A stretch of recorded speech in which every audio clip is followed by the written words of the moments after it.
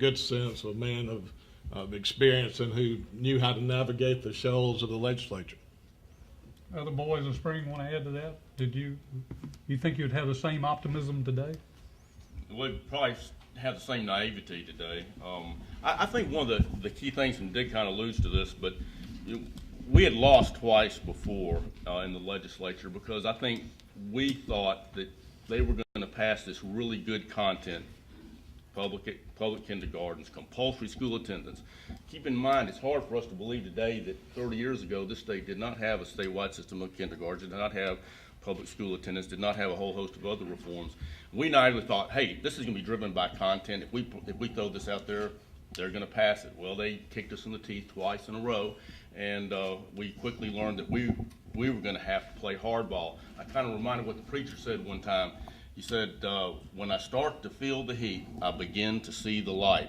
And what our whole effort revolved around was putting heat on the legislatures, both through going out to the people, marshaling support among parents. Bear Bryant, a reporter once asked Bear Bryant why his teams always won. He thought for a minute and said, because our mommies and daddies are better than their mommies and daddies. And so what we did was marshal the support and force of all the mommies and daddies across the state through the forums we put together. And for you young people, we had to use analog tools back in those days. We didn't have any digital firepower to do this. We had to go out and drive and meet people one-on-one and put pressure on the legislature. One of the keys, obviously, was what Charles Overby and his team at the Clarion Ledger accomplished by putting media scrutiny on the legislators. They could no longer hide behind parliamentary procedures and behind committee votes where they could kill it while professing to be supportive of it. And so Charles and his team, by digging down deep, mining down deep, and exposing what was going on, there was no longer the anonymity there. So while we thought this would pass out of just the milk of human kindness, we soon found out that it required a lot of hardball, that it required using, it wasn't going to pass out of the milk of human kindness. It was only going to pass out of the raw economic calculus of jobs, of bank accounts, and I think that were keys to galvanizing it. John, you want to add to that? I think one thing that we did, particularly after the 82 regular session, was that we got together and we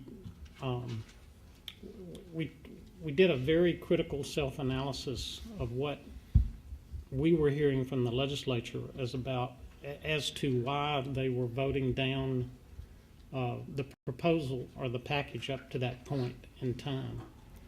And so I think that's we came to the conclusion that we did need to listen to what their objections were, and we also came to the conclusion that we needed to raise the level of awareness of why we thought these things were important. And over the course of that summer, both the Speaker and the Lieutenant Governor appointed a joint legislative education committee who studied these things on their own, independent of what the governor's office was doing. And the governor, through a grant that came through Dick's office, had a group called State Research Associates come into the state and interview all of the principal business leaders and political leaders, both at the state and county level, and asked them what they thought needed to be done about, improving public education. And by the time we got to December, after the public forums, it was the number one issue in everybody's mind in this state. And the paper, helped with that, including this package that y'all printed. My recollection was in August that there was just this massive issue of the Clarion Ledger that was about improving public education at all levels, from preschool up to, the 12th grade.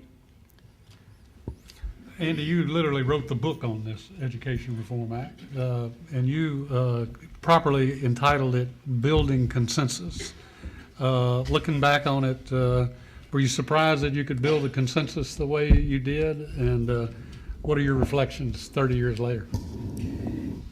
Well, I have learned through working on other pieces of legislation that to pass a massive reform act, I mean, you can pass different pieces of legislation that tie into the Reform Act, but to pass a massive reform act like we passed in '82, you absolutely have to have the heart and soul of a governor to push it.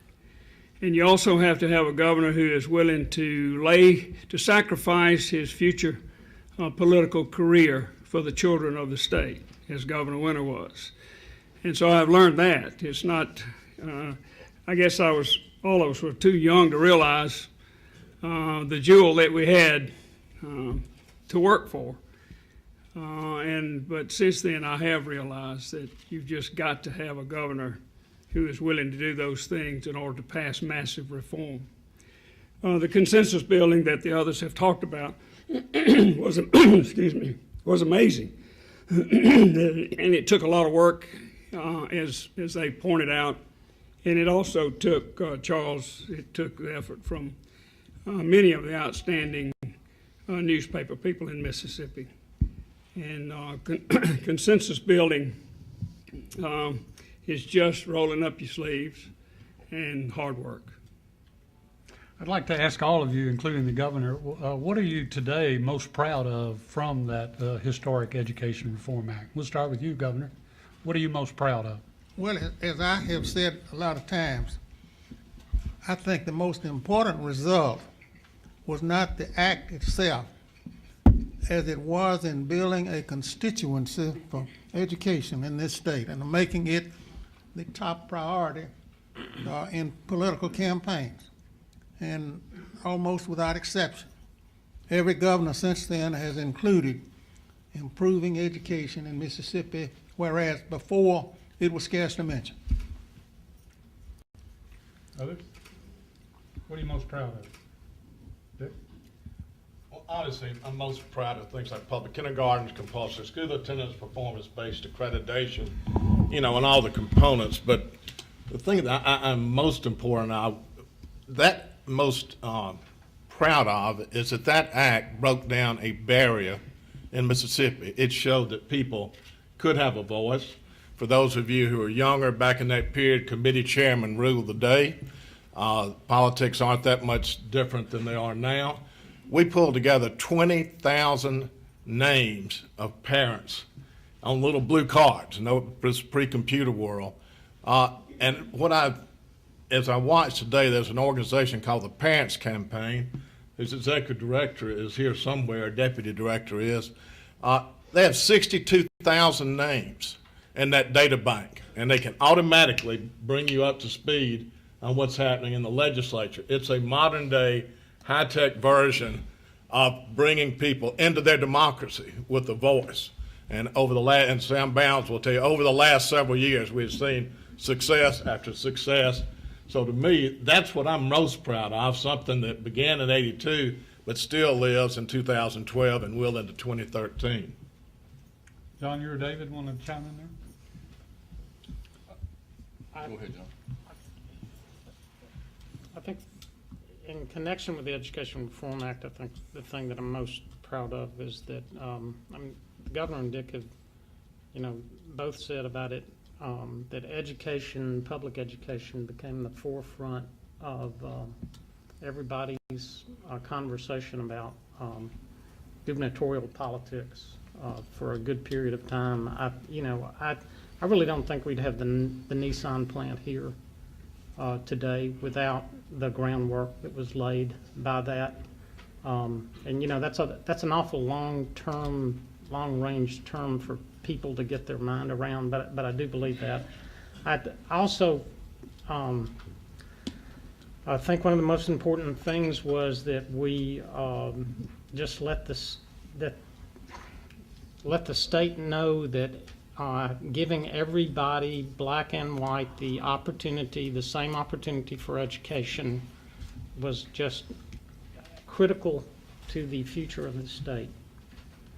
And I've had, even today, I've had numerous black people come up to me and thank me for what we did back during that time period. And it was much more difficult to get that done than I think a lot of people really appreciate or understand. And frankly, that is, I think, the thing that I'm proudest of about it. You know, but I think we have a closer knit state because of that. You know, as a community. Thank you, David.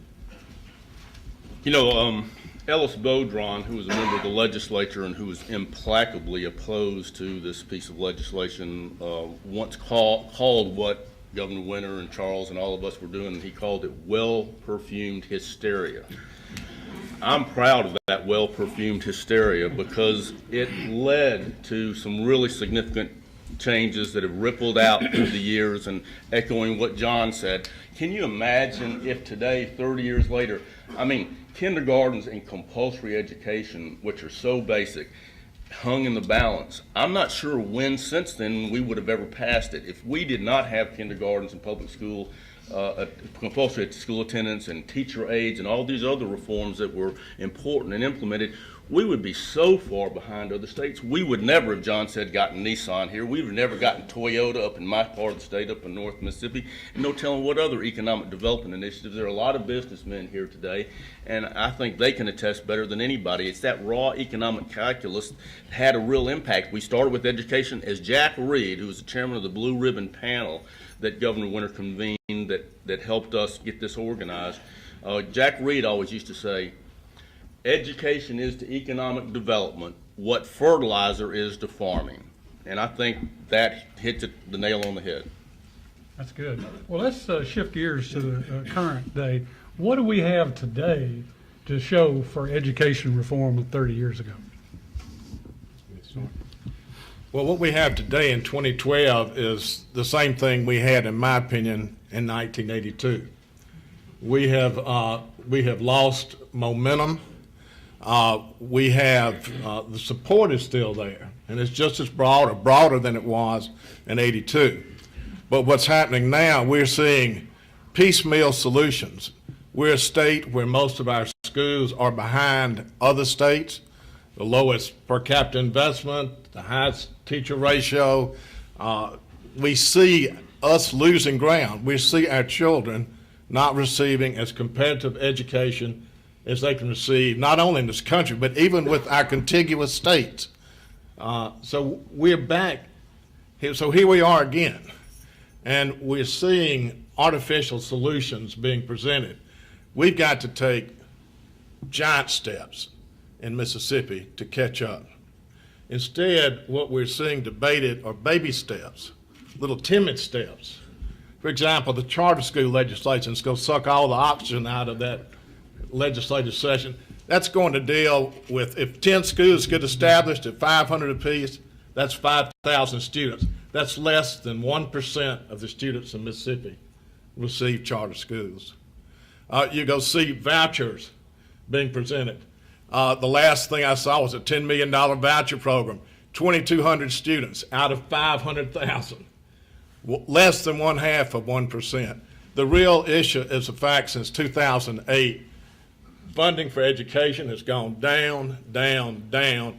Mississippi Adequate Education Act has been underfunded, and that's led us to fewer talented and gifted classes, higher teacher-student ratio, and I could just go on and on. But here we find ourselves, in my opinion, back with the same issue, which is why the voice of those of you in this room is so important, and the Parents Campaign is so important, because we've got to have some yin on the other yang, or we're going to see what happened to us in the early 80s again. Andy?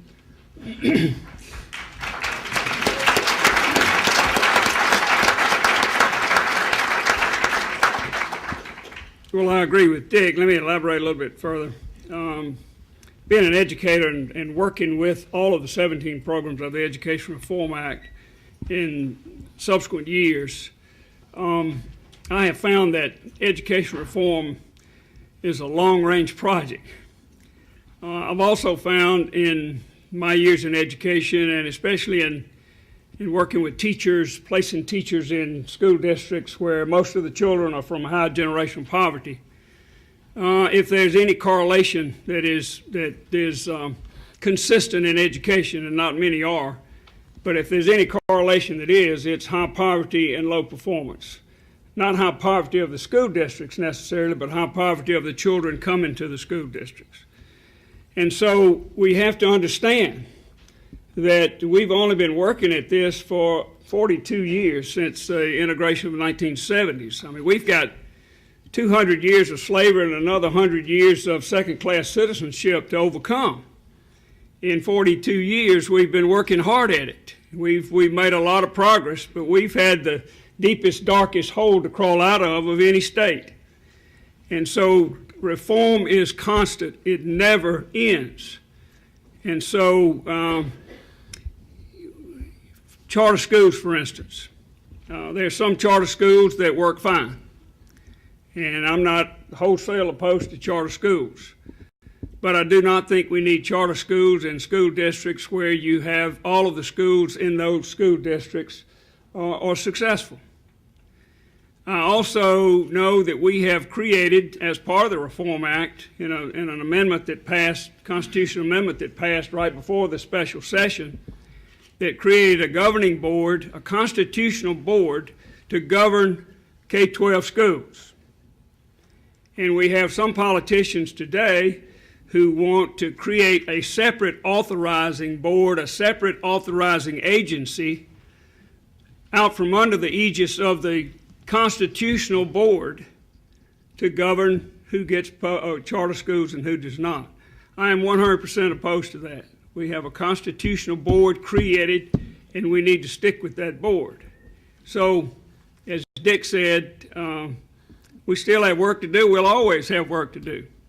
And we always will have to build consensus and work to further the programs that were passed in that act. There were some really fine programs passed in that, some of them that are still in working today. The performance-based system of accreditation was the only one of the 17 programs that we had no model to follow. There was no national performance-based system of accrediting schools. They were all process standards. How many books did you have in your library? Nobody cared whether they read them or not, but how many books did you have? So the performance system said, wait a minute, that's not what's important. It's important where they're being read and used. So when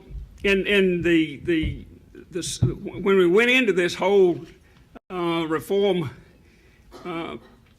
effort, one of the main things was to change the way schools were being financed. And that was not part of the Education Reform Act, but it was started by the Blue Ribbon Committee that David mentioned, by Jack Reed, and it culminated a few years later in the fact that Mississippi was one of the first states to pass an Equity Funding Act, which saved Mississippi from a suit, an equity suit that some 30 other states had experienced.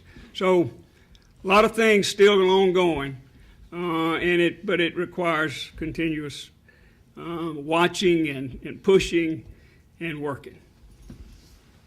I want to take what both Dick and Andy said and ask all of you, starting with the governor, 30 years later, did the Education Reform Act accomplish what you hoped it would? Given the circumstances that we have described to some extent already here, I would say it exceeded what I personally thought we would be able to do. And at that time, it seemed to be a major achievement, both in terms of the substantive effect of it, but the the goal recedes in front of us there. And so what we thought was good enough at that time, we find is putting us further behind in the country in relation to other states. They are not standing. They're not standing quietly by either. So what I do think, and it's already been addressed, I do think, as Dick Marple said, I do think we have lost our momentum.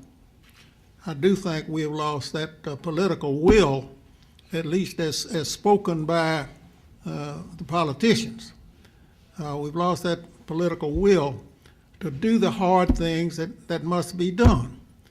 And they can't be done without more investment in public education. And the polls show that the people of Mississippi are willing to pay more taxes if they can be assured that they're going to get their money's worth out of education. And the leadership creating that state of mind lies in the public leadership of the state.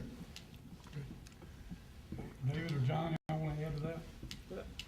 I just want to say that there are, and I'm not going to be able to recite the details, but there are some remarkable success stories that are going on in different parts of the state because of work that is being done by the Barksdale Institute and some programs that they have been implementing.